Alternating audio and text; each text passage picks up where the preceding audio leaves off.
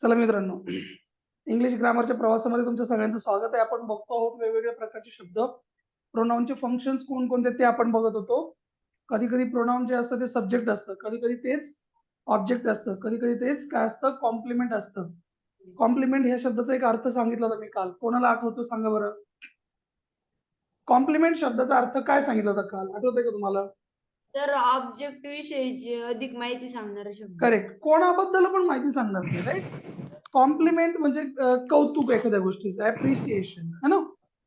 कोणाच्या बद्दल पण, वर्क बद्दल सांगू शकतं, सब्जेक्ट बद्दल सांगू शकतं, ऑब्जेक्ट बद्दल सांगू शकतो.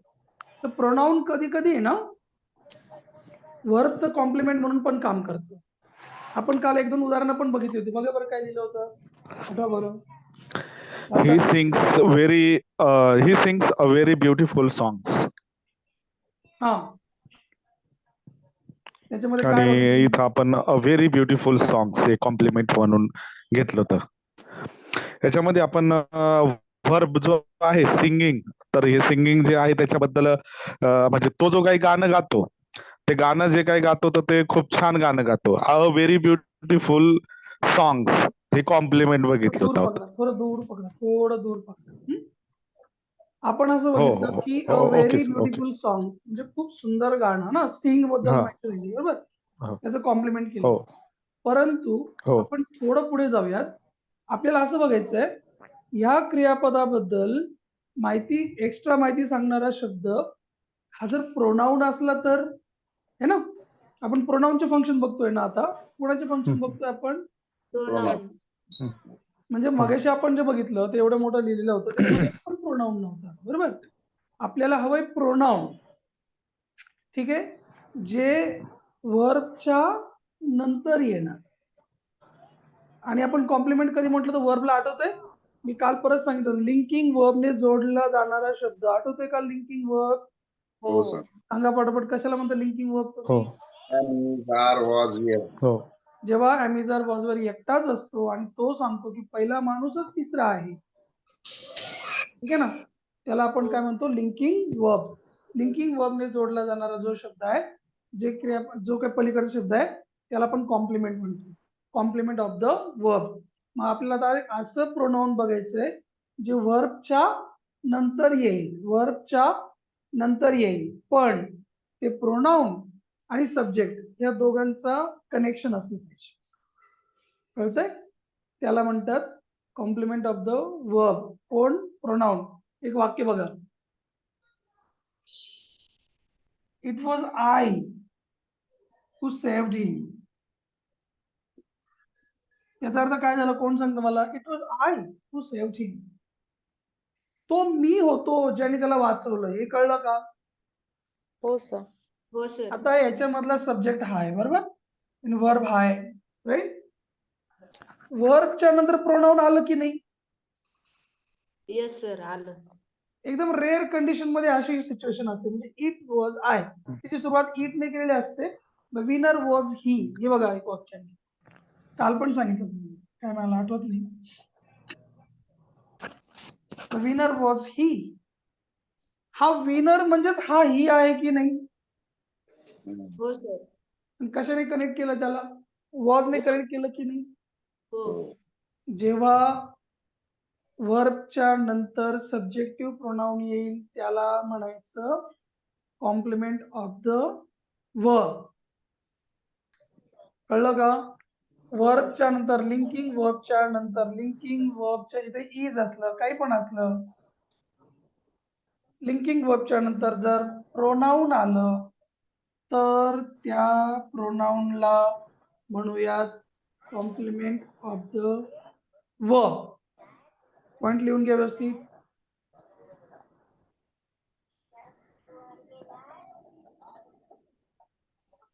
सर, परत एकदा रिपीट करा. काय म्हणताय? परत एक बघा, इथे एक वाक्य लिहिलं बघा, द रिअल हो. Teachers are you. आता बघा इथे हे वाक्य वाचा बरं, the real teachers are you. वाचा कोणतरी, मला एकदा परत बघा. Real teachers are you. बर, याच्यामधला सब्जेक्ट कोण आहे मला सांगा फक्त. Subject you. नाही का बाई, सब्जेक्ट कुठं असतो? First. Real. Cheater. cheater, the real cheater, हे सगळं Real cheaters. समजलं का? वर्बच्या अलीकडे सगळे सब्जेक्ट असतो. लिहा. वर्बच्या अलीकडचा भाग सब्जेक्ट असतो, वर्बच्या पलीकडचा भाग ऑब्जेक्ट असतो. माहित नाही का एवढं पण? प्रतीक्षा माहित नाही का? हो सर माहिती. वर्ब कोणता याच्यामध्ये आर आहे ना? आहे.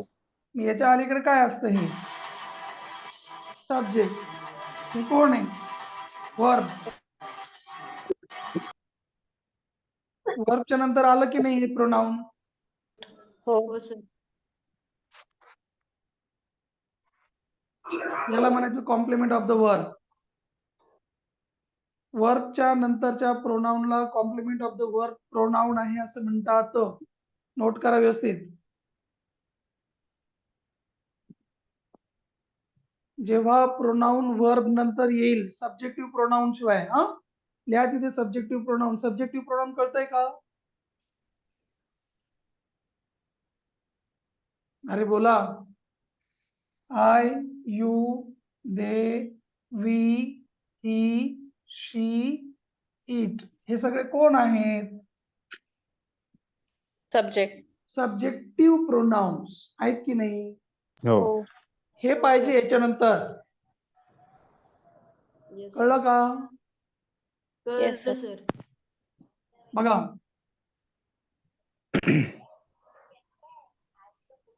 The master minds are we, असं उलट वाक्य असतं. ऍक्च्युअली वाक्य कसं पाहिजे होतं? We are the master minds, असं पाहिजे होतं की नाही? हो Yes, sir. उलट आलं.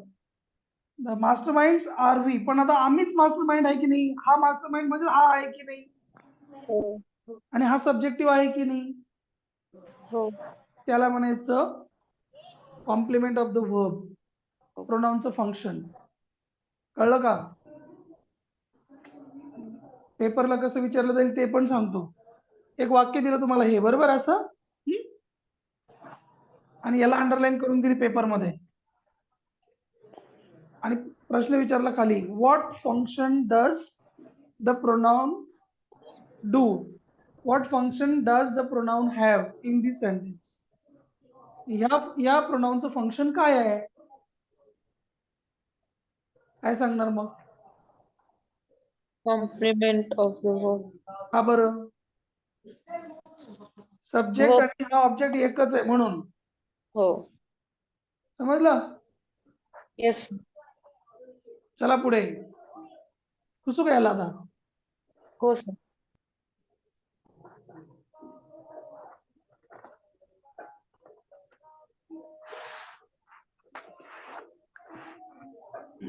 चला. Object of A preposition. पुढचं फंक्शन त्याचं, हा ऑब्जेक्ट ऑफ ए प्रिपोजिशन समजून घ्या. आपण प्रेपोजिशन बद्दल शिकत नाही आहोत, ऑब्जेक्ट बद्दल शिकत नाही आहोत. आपण कोणाबद्दल शिकतोय? प्रोनाउन बद्दल. एवढं मात्र क्लिअर आहे सगळ्यांना? प्रोनाउनची बात चालू आहे ना? हो सर. हे लक्षात ठेवा. आपल्याला प्रोनाउन बघायचं बघा. आय टॉक टू हिम, हे वाक्य समजून घ्या इकडे. हा कोण आहे? सब्जेक्ट. हा कोण आहे? Verb, right? आता इथे परत एक प्रोनाउन आलाय, दिसतोय का हा? Yes sir. याच्या अलीकडे प्रेपोजिशन आहे की नाही मला सांगा पटापट. आहे सर. बिलकुल आहे. To to preposition. प्रेपोजिशनला चिटकून आलं प्रोनाउन की त्याला म्हणायचं ऑब्जेक्ट ऑफ ए प्रेपोजिशन. जेव्हा प्रोनाउन प्रेपोजिशनला चिटकून येईल क्रियापदानंतर लगेचच, लिहिताय का? मी सांगू का? हा सर. जेव्हा क्रियापदानंतर लगेचच प्रोनाउन प्रेपोजिशनला चिटकून येईल, जेव्हा क्रियापदानंतर लगेचच प्रोनाउन प्रेपोजिशनला चिटकून येईल तेव्हा त्याला ऑब्जेक्ट ऑफ ए प्रेपोजिशन असे म्हणतात.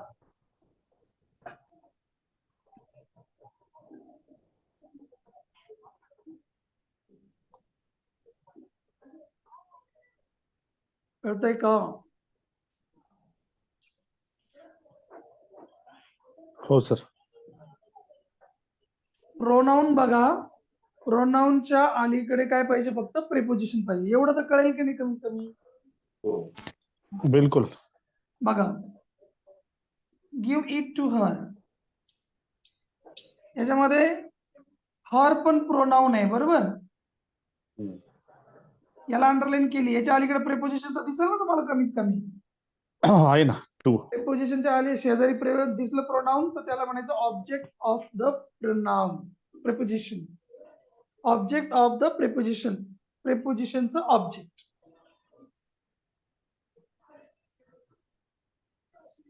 प्रिपोजिशनच्या शेजारी असलेलं ऑब्जेक्ट म्हणजेच ऑब्जेक्ट ऑफ द प्रिपोजिशन, आणि ते प्रोनाऊन करतं कधी कधी काम. ठीक आहे.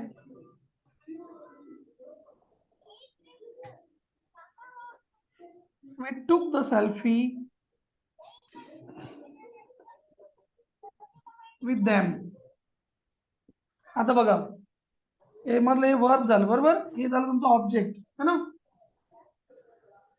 आता हा ऑब्जेक्ट झाल्याच्या नंतर प्रेपोजिशनला चिटकून अजून एक प्रोनाऊन आहे की नाही? देम. इथे लक्ष द्या. देम. हो सर. हो. जर तुम्हाला एखाद्या पेपर मध्ये हे विचारलं असतं हे काय आहे, ऑब्जेक्ट, लगेच कळलं असतं तुम्हाला, बरोबर? पण हा प्रोनाऊन काय काम करतो? तुम्ही काय म्हटले असते? Object. Object of the pronoun preposition. मग हे लक्षात ठेवायचं, हे ऑब्जेक्ट आहे, पण कोणाचं ऑब्जेक्ट आहे? हे या प्रेपोजिशनचं ऑब्जेक्ट आहे. हे कळलं का? हो. साध्या सोप्या सरळ भाषेत लिहून ठेवा. जेव्हा प्रेपोजिशनच्या नंतर प्रोनाऊन येतं त्याला म्हटलं जातं ऑब्जेक्ट ऑफ द प्रिपोजिशन. सोपं आहे, काय अवघड नाही. सांगा मला, झालं का?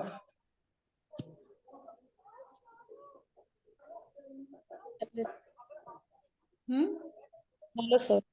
चला,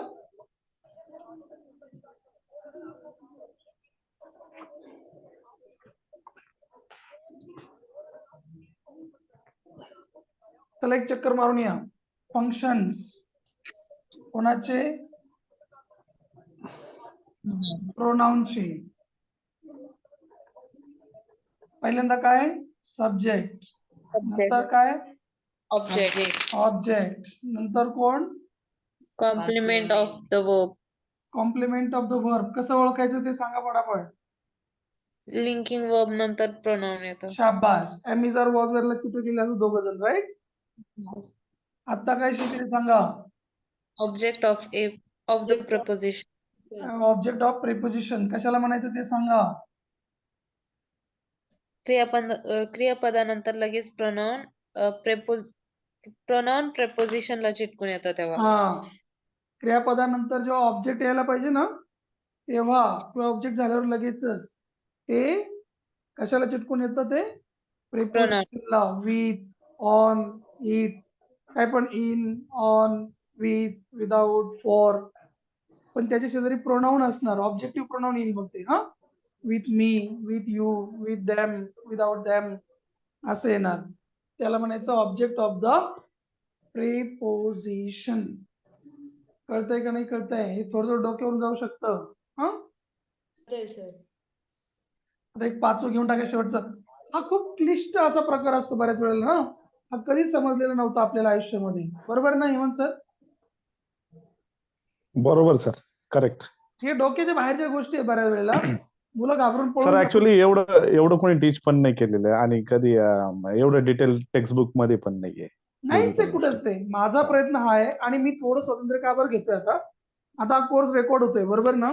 बिलकुल या निमित्ताने काहीतरी एक रेकॉर्डेड मटेरियल तयार होईल, बरोबर? सर. Yes sir. पुन्हा मी पण एवढं डिटेल मध्ये सांगेल असं मला वाटत नाही, किंवा मी माझा मूड असला तर सांगतोच नाही, मी मलाच राहत नाही.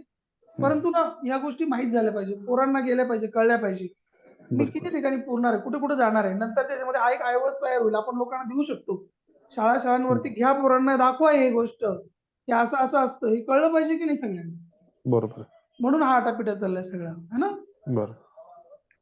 चला, अजून एक पाचवं फंक्शन असतं याचं, ऍपोजिशनचं. आता मला वाटतं ऍपोजिशन सगळ्यांना कळलंय ना.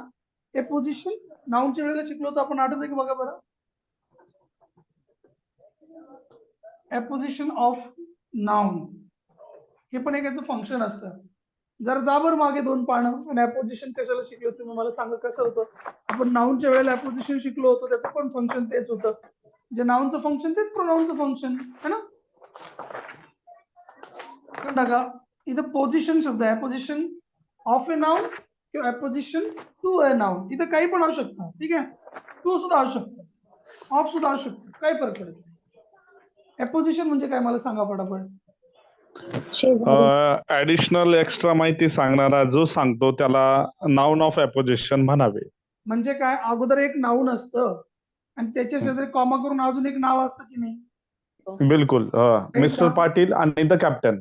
हा, आता हेमंत माय फ्रेंड असं असतं. हेमंत कॉमा माय फ्रेंड. हेमंतच माझा मित्र आहे ना, मग हेमंत माय फ्रेंड. तर तुझं हेमंतला जाऊ दे, हेमंत झालं नाउन. फ्रेंड अजून एक नाउन आलं की नाही हेमंतला चिटकून लगेचच, त्याला आपण ऍपोजिशन नाउन म्हटलं की नाही.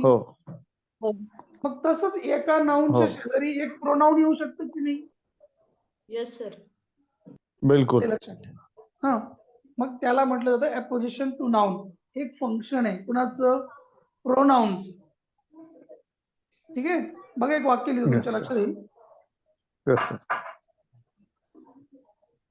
The boys, those who had not come yesterday, नीट समजून घ्या हा, will stand up.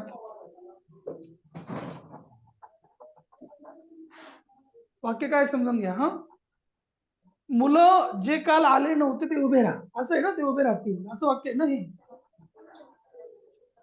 Yes sir. मला ऐकायला येते तुमच्याकडे. हो सर. हो हो. The boys those who had not come yesterday, अशी मुलं जे काल नव्हते आले, विल स्टँड अप, ते त्यांना उभं करण्यात येईल. राईट. ओके. मग याच्यामधलं नाउन कोणतं आहे, बॉईज नाउन आहे की नाही मला सांगा. Yes sir. ह्या बॉईजला चिटकून हा जो शब्द आलाय ना, दोज, म्हणजे 99% वेळा दोजच असतो, त्यालाच म्हणायचं ऍपोजिशन ऑफ, ऍपोजिशन टू द नाउन. हे प्रोनाउन आहे. हे कोण आहे, प्रोनाउन आहे. याचं फंक्शन काय, नाउनच्या शेजारी जाऊन बसणं. कळलं का. Yes sir. जेव्हा एक प्रोनाउन नाउनच्या शेजारी येईल त्याला apposition to a noun, apposition of the noun. हे जे प्रोनाउन आहे, this pronoun is in the apposition of this noun. कळलं. हो सर.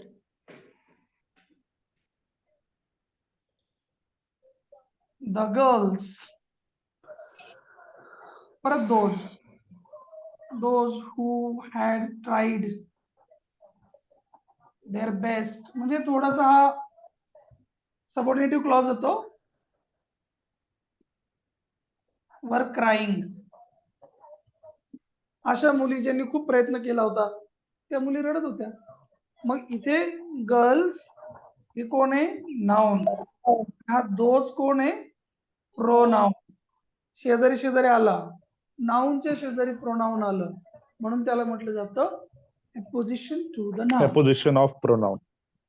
ऍपोजिशन ऑफ नाउन म्हणजे या नाउनचे अपोजिशन असं आहे प्रोनाउन. हा, रोहिणीताई कळतंय का सांगा मला फटाफट. हो. घ्या लिहून, चला लिहून झालं असेल तर मला सांगा लगेच, नुसते स्क्रीनशॉटवर नका भागू. हा, झालं सर लिहून. Very nice. मला वाटतं झाले होते का काही, नाही ना, मला वाटतं शिकून झालं का.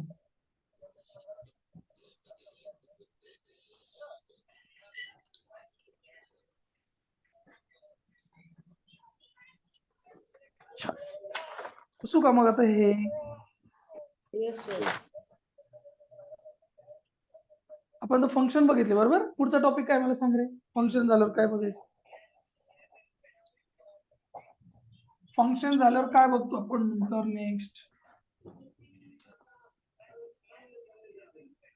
लिहिले का यादीमध्ये?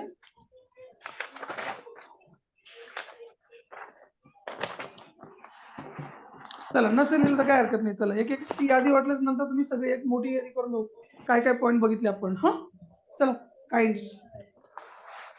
Kinds of pronoun. काइंड्सला टाईप म्हणतात. ठीक आहे.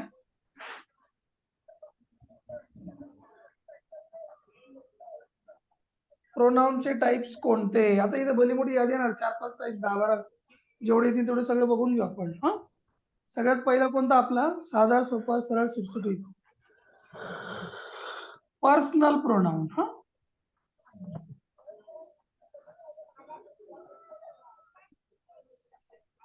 काल बघितलं होतं ना personal pronounce. First person, second person, third person बघितलं होतं का नाही? Yes sir. सांगा मला मग कोणकोणते आहेत ते. हो सर. हो. सांगा कोणकोणते आहेत ते. लाईन सांगा चला. I, me, my. राईट ना? हो sir. I, me, my, mine, you है ना, योर, योर्स. लिहून देऊ का ते परत? You, your, yours. they, them, their, theirs. We, us, our, ours. He, him, his, his. She, her, hers. Eat, eats, है ना, eats. घ्या लिहून चला हे पर्सनल प्रोनाउन्स. काल आपण बघितलं मला वाटतं फर्स्ट पर्सन, सेकंड पर्सन कोणकोणते आहेत ते. हा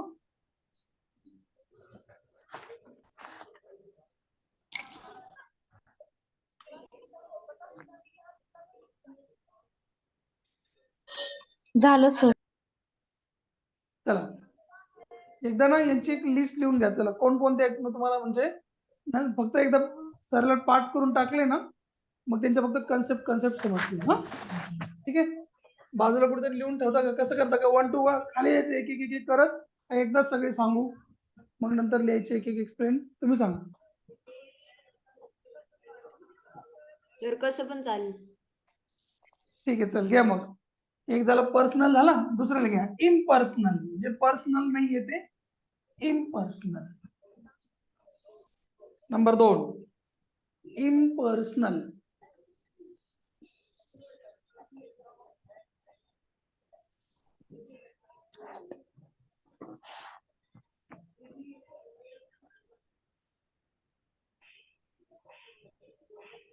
कशाला म्हणतात तरी इम्पर्सनल सांगा बरं. जे पर्सन नाही ते ना,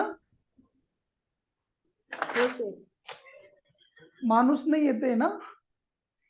हो. हो. चला मग माणूस नाही ते काय काय मला सांगा. वस्तू, वस्तू पण नाही समजा. हा माणूस पण नाही, वस्तू पण नाही, काहीच नाही. त्याला प्रोनाउन म्हणून वापरायची पण गरज नाही तरी पण वापरावं लागतं. त्याला म्हणतात इम्पर्सनल. आता उदाहरणार्थ तुम्हाला सांगतो बघा. इट इज रेनिंग म्हणतो की नाही आपण असं. हो, हो हो सर. सर. आता मला सांगा याच्यामध्ये कोणतं प्रोनाउन वापरलंय? It, it. इट. आता मला सांगा इट म्हणजे कोण? माणूस आहे का? नाही. नाही, बरं इट म्हणजे कोणी बाई आहे का? नाही, बरं इट म्हणजे काही वस्तू आहे का एखादी? नाही. काहीच नाहीये इथे. बघा समजतं का मी काय म्हणतोय ते? हो सर. It's raining. याचा मराठीतून अर्थ काय होतो? कोण सांगतो बरं? इट्स रेनिंगचा अर्थ काय झाला? पाऊस पडत आहे. आहे. इट्स रेनिंग म्हणजे पाऊस पडतोय. ते इटचा अर्थच नाही लागला काहीच ना. म्हणजे जेव्हा इट वापरलेला असतो पण ते इटला काहीच अर्थ नाही. लक्ष द्या. जेव्हा त्याच्यातून माणूस पण कळत नाही वस्तू पण कळत नाही तरी पण प्रोनाऊन वापरलेलं असतं. कोण आहे तो व्यक्ती ते काहीच कळत नाही, तेव्हा त्याला म्हणतात इम्पर्सनल प्रोनाऊन. लिहा चला, इम्पर्सनल प्रोनाऊनची व्याख्या लिहा. जेव्हा प्रोनाऊन आहे पण त्याच्यातून व्यक्ती किंवा वस्तू कसलाही बोध होत नाही, अशा प्रोनाऊनला म्यूट ठेवा. अशा प्रोनाऊनला म्हटलं जातं इम्पर्सनल प्रोनाऊन. लिहा पटापट. लिहिलं का?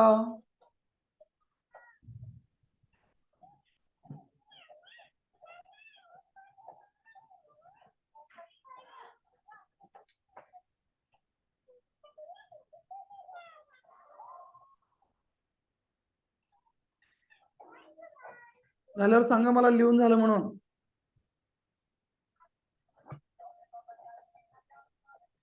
झालं सर. झालं सर.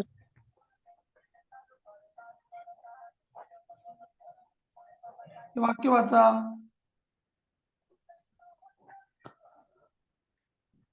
वाक्य वाचा. दे से गॉड इज एव्हरीवन. याचा मराठीतून अर्थ काय सांगा? ते म्हणाले देव देव सगळीकडे आहे और सर्वत्र आहे. आता तुम्हाला मी एक गोष्ट सांगतो खूप छान.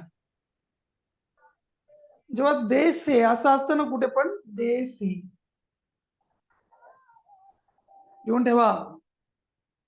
देश सेचा अर्थ होतो असं म्हणतात, लोक म्हणतात. कोणते लोक म्हणतात काय माहित नाही. देश हे म्हणजे पर्टिक्युलर माणसं नाही कोणी की एवढे 3 माणसं उभे आहे आणि हे लोक असं म्हणतात, असं आहे का काही? सांगा मला. नाही. असं म्हणतात. कोण म्हणतात काय माहिती, कोण म्हणतं, पण म्हणतात बाबा असं है ना. निश्चित नाहीये. आपल्याला काहीच माहित नाही ना कोण म्हणतं. बघा आपण मराठीतलं घ्या, चला आपल्या मराठीतून घ्या. असं म्हणतात जित्याची खोड मेल्याशिवाय जात नाही. आपल्याकडे मन आहे की नाही अशी? हो सर. आणि जर त्याला विचारलं तर कोण म्हणतं असं, कोण म्हणतात, त्याच्याकडे असं बोट दाखवायला कोणी माणसं आहे का? बघा हे लोक म्हणतात, असं काय आहे का? नाही. नाही ना. मग जेव्हा दे म्हटल्यावर नेमके कोण हे कळत नाही, तेव्हा त्या देला म्हटलं जातं impersonal pronoun. whenever we don't identify a person by the pronoun, that pronoun is called to be impersonal pronoun. कळतंय का? Yes sir. इकडे वाक्य लिहिते मी, चला. They are my friends. काय झालं याचा अर्थ सांगा मला. ते माझे मित्र आहे. जेव्हा तुम्ही ते असं माझे म्हणतो. मित्र आहेत म्हणतात तेव्हा तुमच्या डोळ्यासमोर पक्के माणसं आहे की नाही ते माझे मित्र आहेत? हो सर. मग याला म्हणणार का इम्पर्सनल? नाही, का बरं? कारण ते निश्चित आहे, म्हणजे आपण दाखवतो त्यांना. शाबास. कोण मित्र आहे तुला लगेच सांगू शकतो ना. Yes sir. हा गोम्या, सोम्या, नाम्या हे सगळे माझे मित्र आहेत एवढे. पण तो आपण जे म्हणतो दे से गॉड सेव्हज अस, लोक म्हणतात. कोणते लोक म्हणतात काय माहिती, कोणते लोक म्हणतात है ना, त्यावेळेला Yes. म्हणतात त्याला. अजून एक बघा.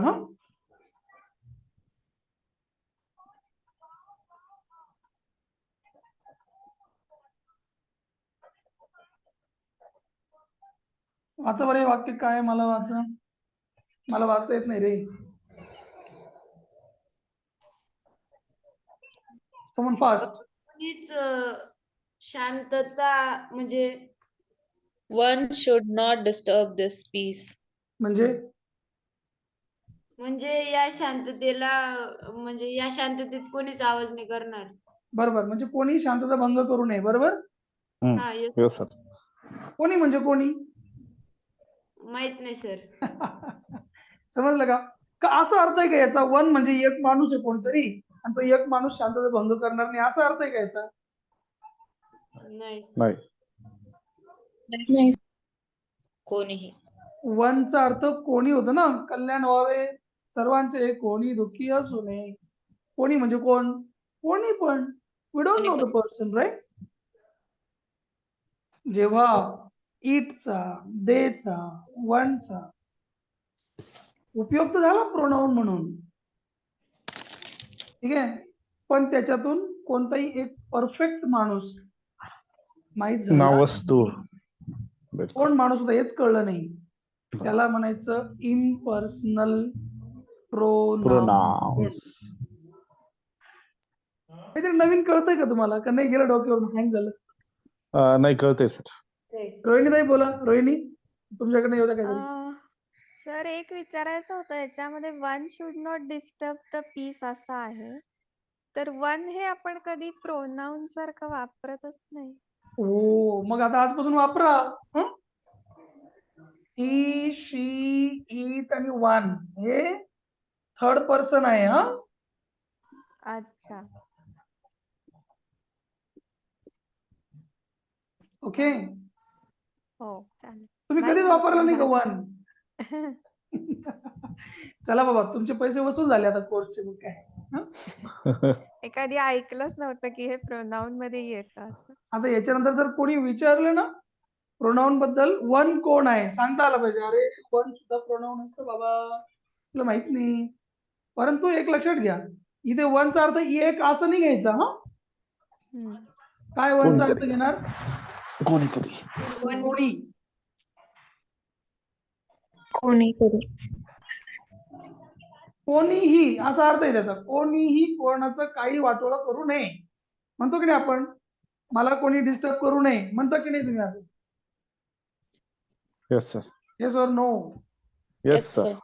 कोणी कोणाच्या बद्दल वाईट विचार करू नये. हा जो कोणी आहे ना, तो म्हणजे वन आहे. तिथे वनचा अर्थ एक नव्हे. Yes sir. Very nice. पुसू का तुमची आज्ञा असेल तर? पुसू का? लिहिता पटपट लिहा, मी पुसू टाकू. झालंय सर. झालंय का? हो. पुसू?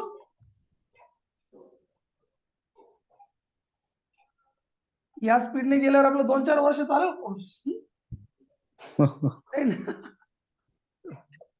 काय हरकत नाही. चला बघू आपण किती दिवस होईल तेवढा. घ्या रिफ्लेक्सिव्ह प्रोनाउन्स.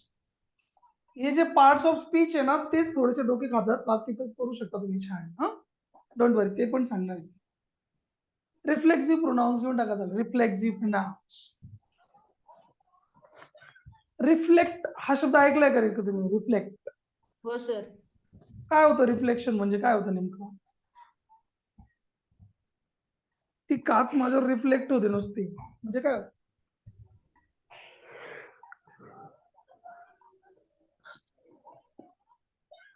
आपण एखाद्या भिंतीवर जर बॉल मारला तर परत आपल्याकडेच येईल ना? हो. हो सर. पुन्हा आपल्याकडे येणे, आदळून पुन्हा आपल्याकडे येणे, त्याला आपण काय म्हणतो? रिफ्लेक्ट.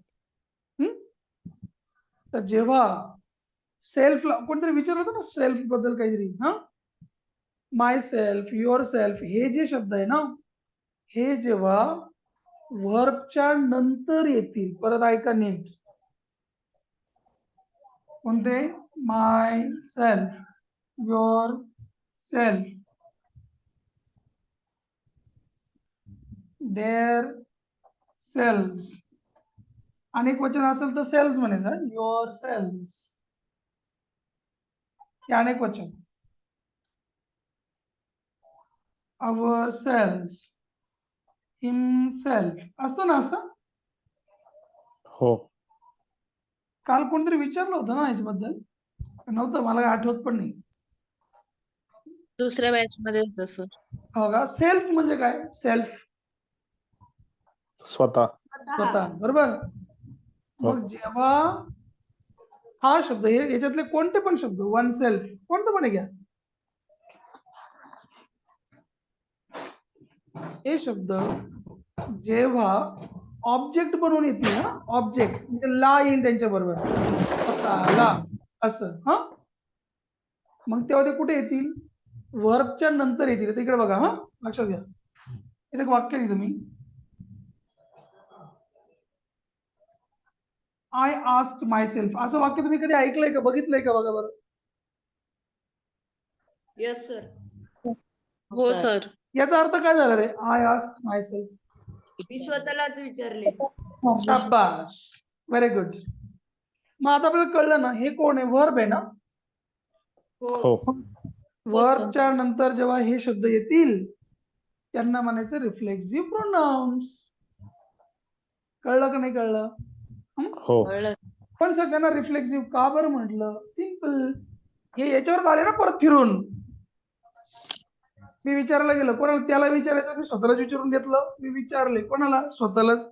बाउन्स बॅक झालं की नाही परत? हो. रिफ्लेक्सिव्ह. सोपं आहे, काय अवघड नाही. हा,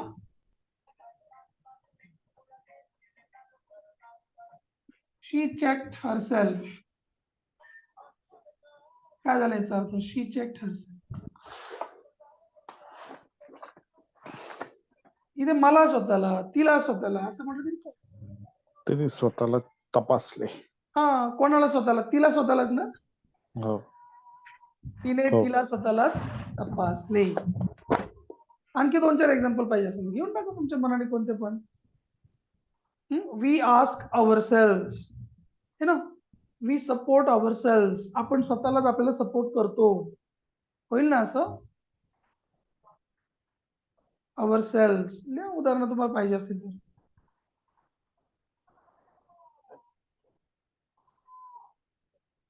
तिथे मराठीतून लिहा. मी स्वतःला विचारले. ला फार महत्वाचं आहे. हा, स्टार करून लिहा. ला, ला फार महत्वाचं आहे, कारण ऑब्जेक्टिव्ह येणार ते वर्बच्या नंतर येणार. कळतंय का बघा मी काय म्हणतोय ते? हो सर. लिहिलं का तिथे तुम्ही की ते वर्बच्या नंतर येणार?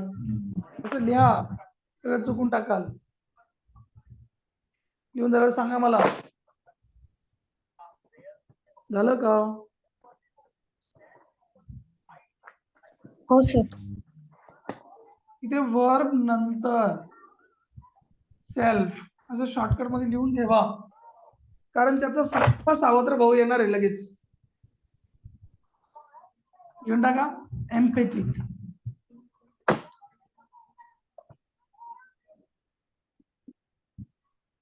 एम्पॅथिक प्रोनाउन्स. कशाला म्हणता एम्पॅथिक? हेच सगळे घ्यायचे वर्बच्या अगोदर. वर्ब अगोदर.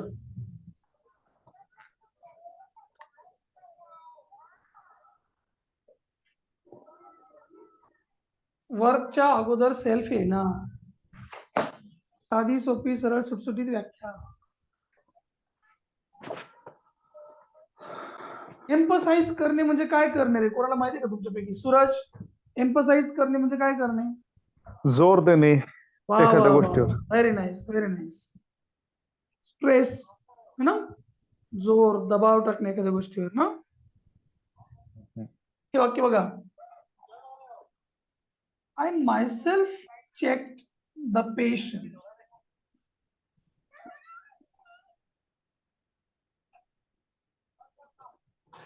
I checked myself.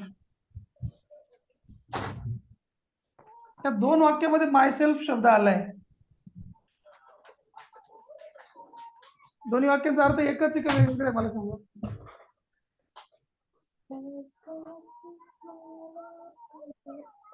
दोन्ही वाक्यांचा अर्थ वेगवेगळा आहे का एकच आहे मला सांगा पटापट. वेगळा आहे. रोहिणी, हो, वेगळा आहे. वेगळा आहे. याचा अर्थ काय? आय मायसेल्फ चेक द पेशंटचा अर्थ काय झाला?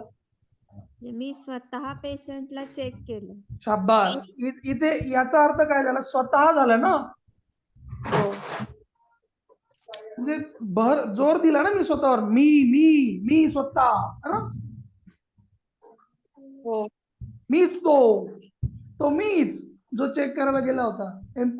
एम्पसाइज केलं. या माणसावर या शब्दाने काय केलं? एम्पसाइज केलं. आणि तो प्रोनाउन आहे की नाही? Myself, yourself pronoun आहे. आणि याचं वाक्य काय बरं? I check myself. याचा अर्थ काय झाला? मी स्वतःला चेक केलं. शाबास. मी स्वतःला चेक केलं. मग जेव्हा स्वतःला चेक करेल तेव्हा कोणता येतो? रिफ्लेक्सिव्ह. जेव्हा मी स्वतःच चेक करीन तेव्हा एम्पॅथिक. कळतोय का बघा बरं पटपट, लवकर लवकर. हो सर. कळलंच पाहिजे.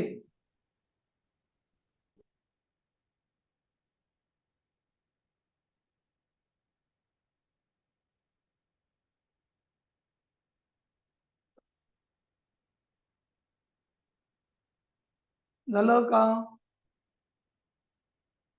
अजून हो, लिहायचे, अजून 2-4 लिहायचे का तुम्हाला? शी हरसेल्फ वेंट देअर. बघा, शी हरसेल्फ वेंट देअर काय झालं याचा अर्थ सांगा पटापट.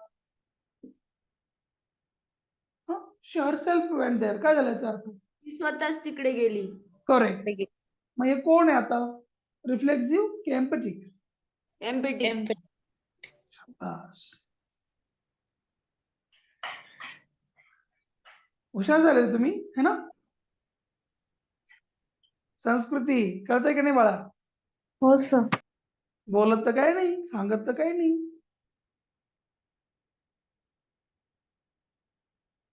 पुसू का? हो सर. सांगत जा रे पटपट पुसायला, माझ्या बरोबर लिहित जा. झालं सर. श्रद्धा आहे का तू? श्रद्धा आहात का तुम्ही? हो सर. रे बोलत जा रे, बोलत जा रे. पुसू मग याला. हो सर.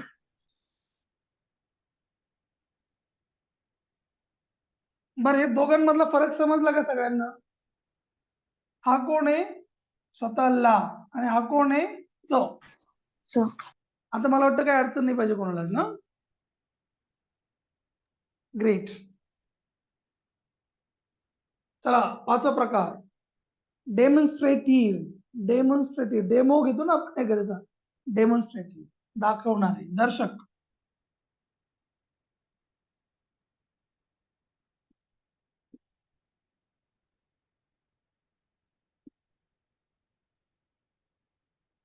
काही जण म्हणतील यांचे मराठीतून अर्थ सांगा, है ना? लहान बाळासारखं नका शिकू. मराठीतून पाहिजे असेल तर गुगलवर जा, याला मराठीतून काय म्हणतात. मी इथं प्रयत्न करतोय तुमचे कन्सेप्ट समजले पाहिजे. याला रिफ्लेक्सिव्हच का बरं म्हणतात, याला एम्पॅथिकच का बरं म्हणतात, नाही का? हेच का बरं आहे, त्याच्यात काय फरक आहे, याच्यात काय फरक आहे, कन्सेप्ट समजून घ्या. आपल्याला कळलं पाहिजे. परीक्षेमध्ये तुम्हाला याला कोणतं दर्शक म्हणतात की आणखी कोणतं पुरुषवाचक म्हणतात हे विचारणार आहे का पेपरमध्ये? पेपरमध्ये कोणतं विचार हे कळलं पाहिजे आपल्याला. डेमॉन्स्ट्रेट करणं म्हणजे असं डेमन करणं, दाखवणे, असं डेमॉन्स्ट्रेट, पॉइंट करणे, इंडिकेट. इंडिकेट सुद्धा असतं. हे 4 शब्द पाठ करून ठेवा रे. This, that, these, those. मला वाटतं यांचा एकदा नंबर येऊन गेलाय ना, आठवतोय का? डिटर्मिनर्स मध्ये आले होते आपल्याला भेटायला.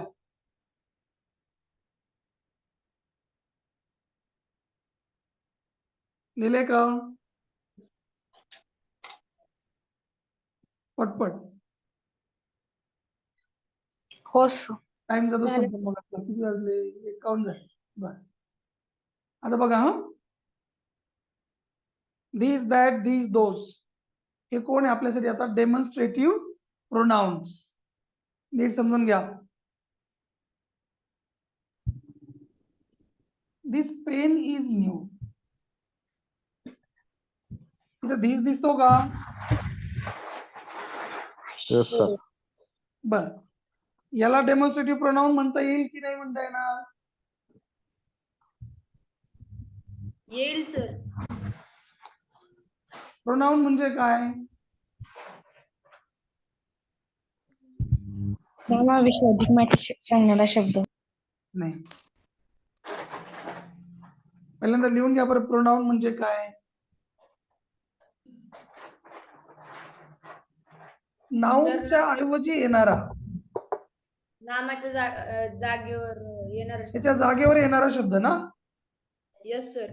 बर, याच्या शेजारी नाऊन येतं का मग? नाही. जर आलं तर मग ते काय होईल?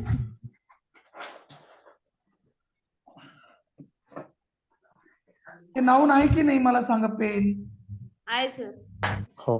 पेनच्या अलीकडे आलेला शब्द काय असतो? नामाच्या अलीकडे आलेला शब्द कोण असतो? प्रोनाउन. हे काहीतरीच रे, काहीतरीच. एक मिनिट, चला परत. रेड शर्ट, शर्ट नाऊन आहे की नाही? हो. हो. नाऊनच्या अलीकडे रेड शब्द आला की नाही? हो. हो. हा कोण आहे रेड शब्द? ऍडजेक्टिव्ह. धन्यवाद. सब्जेक्ट. याच्याबद्दल अधिक माहिती सांगतो की नाही हा? हा. बोला. हा कोण आहे? ऍडजेक्टिव्ह. ऍडजेक्टिव्ह. मग या पेन बद्दलच हा शब्द माहिती सांगतो की नाही? हो. मग हा पण कोण व्हायला पाहिजे? ऍडजेक्टिव्ह. कळलं का? कळलं सर. याच्या शेजारी याचे पप्पा उभे म्हणजे हा ऍडजेक्टिव्ह झाला ना? हो. सर तुम्ही तर म्हटलं नाही डेमॉन्स्ट्रेटिव्ह प्रोनाउन्स आहे. आता खूप भारी पॉइंट सांगणार आहे मी, नीट समजून घ्या. या शब्दांच्या नंतर जेव्हा नाऊन येईल, यांच्यानंतर जेव्हा नाऊन येईल, बघा आलं, बघा धिस पेन आलं का? हो. त्यावेळेला हे प्रोनाऊन राहणार नाही. लिहा. यांच्यानंतर जेव्हा नाऊन येईल तेव्हा ते प्रोनाऊन राहणार नाही, ते डिटर्मिनर्स होतात किंवा ऍडजेक्टिव्ह म्हणा तुम्ही त्यांना. मग आपल्याला प्रोनाऊन कधी म्हणता येईल? बघा आता. दिस इज राईट. इकडे पण दिस आहे, इकडे पण दिस आहे. काय फरक आहे दोन दिस मध्ये? मला सांगा, काय फरक आहे? त्याच्या शेजारी नाऊन नाही आला, याच्या शेजारी नाऊन आला. मग याच्या शेजारी डायरेक्ट वर्ब आलं की नाही? हो. मग ज्या धीस शेजारी लगेच वर्ब येईल, नाऊन येणार नाही, त्यालाच म्हणायचं डेमॉन्स्ट्रेटिव्ह प्रोनाऊन. कळलं की नाही कळलं?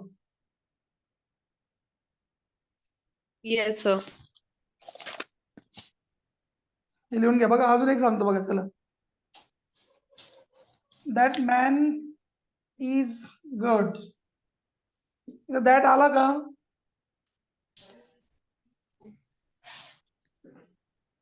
हो. मला सांगा, हे आहे का डेमॉन्स्ट्रेटिव्ह प्रोनाऊन? नाही सर. नाही. का बरं नाही. नाही? जर नाव- नाऊन आलंय त्याच्या हे जरी नाऊन आलंय म्हणजे ऍडजेक्टिव्ह झालं या नाऊनचं. Yes sir. डिटर्मिनर झालं. आपल्याला ते नाही पाहिजे, प्रोनाऊन पाहिजे. आपण काय म्हटलं, समजा दॅट वॉज ट्रू. आता दॅटच्या पुढे काय आलं का? माणूस कोणी आलं का? नाही. नाही आलं ना. मग हे जेव्हा कोणी येणार नाही तेव्हा त्याला म्हणायचं डेमॉन्स्ट्रेटिव्ह प्रोनाऊन. समजतंय का? बघा. हो सर. रोहिणीताई समजतं का? मला सांगा. हो सर. हो. घ्या लिहून, मी पुसणार आहे. 2-3 मिनिटं बाकी राहिले. पटपट झालं सर. पुसू. हो. हो.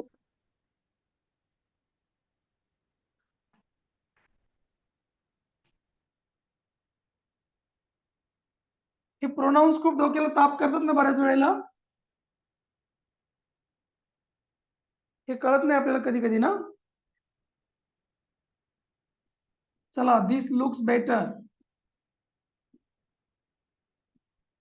सांगा, हे डेमॉन्स्ट्रेटिव्ह प्रोनाऊन आहे की नाही मला सांगा. आहे सर. गुड. तुम्हाला आता कळलं. आता छान है ना. हो. जर मी तर म्हटलं असतं दिस डिसिजन वॉज रॉंग, मग त्याला म्हटलं असतं का? नाही सर. नाही. का बरं? कारण त्याच्या Verb शेजारी नाही. काय आलं असतं?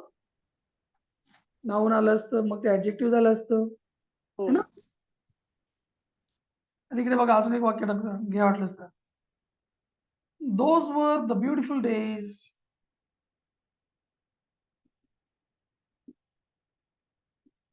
याच्यामध्ये दोज शब्द आलाय का? हो डेमॉन्स्ट्रेटिव्ह आहे तो, परंतु हो. ऍडजेक्टिव्ह आहे का प्रोनाउन हे कसं कळणार? बरोबर, बोला बोला बोला. सर नाऊन वरून नाऊन आलंय नाऊन त्यांनी. एकदम सोपं आहे. म्हणजे डेमॉन्स्ट्रेटिव्ह आहेत ते बद्दल काही वाद नाही, पण डेमॉन्स्ट्रेटिव्ह ऍडजेक्टिव्ह आहे का प्रोनाउन आहे हे कसं कळणार? ज्याच्या शेजारी नाउन आहे तो ऍडजेक्टिव्ह आहे, आणि ज्याच्या शेजारी कोणीच नाही, बिचाराच्या शेजारी वर्ब आहे, तो कोण आहे? आपला डेमॉन्स्ट्रेटिव्ह प्रोनाउन. कळतंय का नाही कळतंय? येस और नो? Yes sir. मित्रांनो, एक कधीच कळणार नाही तुम्हाला, व्यवस्थित लिहून घ्या. हे डेमॉन्स्ट्रेटिव्ह आहेच आहे, पण डेमॉन्स्ट्रेटिव्हचे दोन प्रकार, एक डेमॉन्स्ट्रेटिव्ह ऍडजेक्टिव्ह, डेमॉन्स्ट्रेटिव्ह प्रोनाउन. समजलं का? Yes sir. ऍडजेक्टिव्ह कधी होईल? जेव्हा त्याचे पप्पा त्याच्या शेजारी असतील. असं असतं, दोज डेज वेर ब्युटिफुल, असं असतं समजा. हा, आता मला सांगा, हा दोज काय आहे? ऍडजेक्टिव्ह आहे की प्रोनाउन आहे? ऍडजेक्टिव्ह. हा बरं, त्याच्या शेजारी नाऊन आलंय. याच्या शेजारी हे कोण आहे? नाउन आहे. कळलं का फरक? हो सर. गुड, हुशार झाले आता सगळेजण. हा, सगळ्यांना कळायला लागलं आता. समजतंय? पर्सनल, इम्पर्सनल, रिफ्लेक्सिव्ह, इम्पॅथिक, है ना? हे पण हो. आपण बघितलं आता. डेमॉन्स्ट्रेटिव्ह, तुम्हाला हे पण समजलं. कधी कधी एकच शब्द ऍडजेक्टिव्ह पण असतो आणि तोच शब्द प्रोनाउन पण असतो. मग आपल्याला कळलं पाहिजे कधी एक आहे. सेम सिच्युएशन, एकच शब्द कधी कधी प्रोनाउन पण असतो आणि प्रेपोजिशन पण असतो. ते आपल्याला कळलं पाहिजे. तो प्रेपोजिशन पण असतो आणि ऍडवर्ब पण असतो. प्रोनाउन आणि प्रेपोजिशन नाही, पण तो प्रेपोजिशन पण असतो आणि ऍडवर्ब पण असतो. ते पण कळलं पाहिजे आपल्याला. कशाला म्हणायचं प्रेपोजिशन, कशाला म्हणायचं ऍडवर्ब. हळूहळू आपण बघू कुठपर्यंत जाऊन. हा कोर्स कितीपर्यंत लांब जाईल मला माहित नाही, परंतु थोडंसं डिटेलमध्ये समजून घेऊ. तुम्हाला जर ग्रामर चांगलं कळलं ना, तुम्ही हुशार होऊन जाल. फक्त एक एक पॉईंट तुम्ही जे शिकताय ना, पुन्हा पुन्हा पुन्हा पुन्हा हे व्हिडिओ बघा नंतर. चालेल? हो sir. Yes no? Yes sir. चला मग थांबू आपण इथे. भेटू नंतर. बाय. बाय Bye, सर. sir.